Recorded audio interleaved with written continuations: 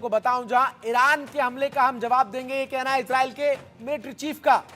Iran ने जिस तरीके से बैलिस्टिक मिसाइल जो है वो दागे इजराइल पर, और तेल अवीव समेत तमाम प्रमुख शहर, चाहे वो एस्कलोन हो, सिद्रोत हो, या फिर कफार रजा हो, या फिर जो तमाम दक्षिण में भी शहर हैं इजराइल के, सभी को निशाना बनाया गया इन बैलिस्टिक मिसाइलों से। तो ऐसे में इजराइल के मिलिट्री चीफ ने यह स्पष्ट कहा है कि ईरान ने जो हमला किया है उसकी कीमत उसे चुकानी पड़ेगी। लेकिन दूसरी तरफ ईरान की तरफ से भी यह कहा जा रहा है कि हम हर हमले का जवाब देने के लिए तैयार हैं।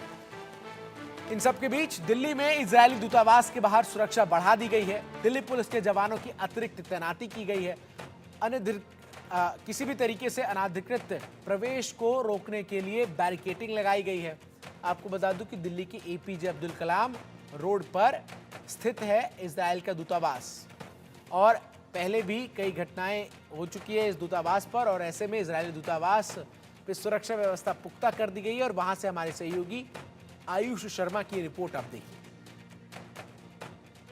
180 मिसाइलों के हमले के बाद से इजराइल दूतावास जो देश की राजधानी में बना हुआ है वहां पर सुरक्षा बढ़ा दी गई है, सुरक्षा चाक चौबंद कर दी गई है। मेरे पीछे ये बैरिकेड्स आपको लगे हुए नजर आ रहे हैं, यही वो रास्ता है जो इजराइल एम्बेसी की तरफ जाता है। आप देख सकते हैं कि दिल्ली पुलिस के जवान यहाँ पर खड़े हैं। हर वो गाड़ी जो इजराइल एम्बेसी की तरफ जा रही है उसकी तलाशी ली जा रही है, उसको चेक किया जा रहा है। हालांकि किसी गाड़ी को रोका नहीं जा रहा है, क्योंकि यहाँ पर ट्रैफिक अगर यहाँ पर रुक गया तो ये भी अपने आप में सिक्योरिटी का एक खतरा हो सकता है। सभी गाड़ियों को मॉनिटर किया जा रहा है। दिल्ली पुलिस कर्मी यहाँ पर खड़े हैं, एक एक गाड़ी जो यहाँ से निकल रही है उनकी निगरानी से होते हुए निकल रही है। दिल्ली पुलिस के बैरिकेड सिर्फ सड़क पर ही नहीं, सड़क के दूसरी ओर और साथ में जो फुटपाथ है उसके ऊपर भी लगाए गए हैं, ताकि किसी भी प्रकार से कोई भी व्यक्ति अगर इजराइल एम्बेसी की तरफ भीड़ में जाने की कोशिश करे तो उसको यहीं पर ही रोक लिया जाएगा। और ये बैरिकेड सिर्फ सड़क के इस तरफ ही नहीं, सड़क के दूसरी ओर, यहाँ से कम 1 से 1.5 किलोमीटर का वो रास्ता है, आगे की ये पूरी सड़क है, सड़क के दूसरी ओर भी इसी प्रकार से बैरिकेड लगाए गए हैं। जैसा कि राजधानी दिल्ली में 30 तारीख से यानी 30 सितंबर से ही बीएनएस की धारा 163, जिसको पहले हम आईपीसी 144 के नाम से जानते थे, वो लगा दी गई है। यानी देश की राजधानी में विरोध प्रदर्शन पर रोक है।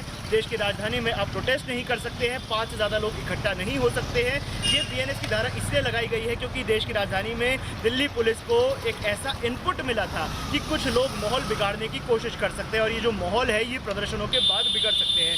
इसलिए सबसे पहले प्रदर्शनों पर रोक लगाई गई, 5 से ज़्यादा लोगों के इकट्ठा होने पर रोक लगाई गई, और ये रोक 5 अक्टूबर तक ऐसे ही जारी रहेगी। इसके पीछे कई कारण भी बताए गए, जिसमें से एक कारण था ईरान और इजराइल के बीच में ये युद्ध जो अब शुरू हो चुका है। टेंशन पहले ही बनी हुई थी, और देश में भी 2 भाग हो चुके हैं। एक ऐसा भाग है जो इजराइल का समर्थन कर रहा है, एक ऐसा भाग है जो लेबनान और ईरान का समर्थन करता हुआ यहाँ पर नजर आ रहा है। इसके अलावा डूसू चुनाव है, उसके परिणामों पर भी आशंका है कि कहीं ना कहीं हिंसा भड़क सकती थी। एमसीडी स्टैंडिंग कमेटी का जो चुनाव है उसके परिणामों पर भी हिंसा भड़कने की आशंका थी। नवरात्रि के और दशहरे के त्यौहार को देखते हुए दिल्ली पुलिस मुस्तैद है। दिल्ली पुलिस के जवान 2400 घंटे दिल्ली की सड़कों पर मौजूद है, ताकि आपकी और हमारी सुरक्षा की जा सके। आप देख पाएंगे वहाँ पर दिल्ली पुलिस के जवान मौजूद है।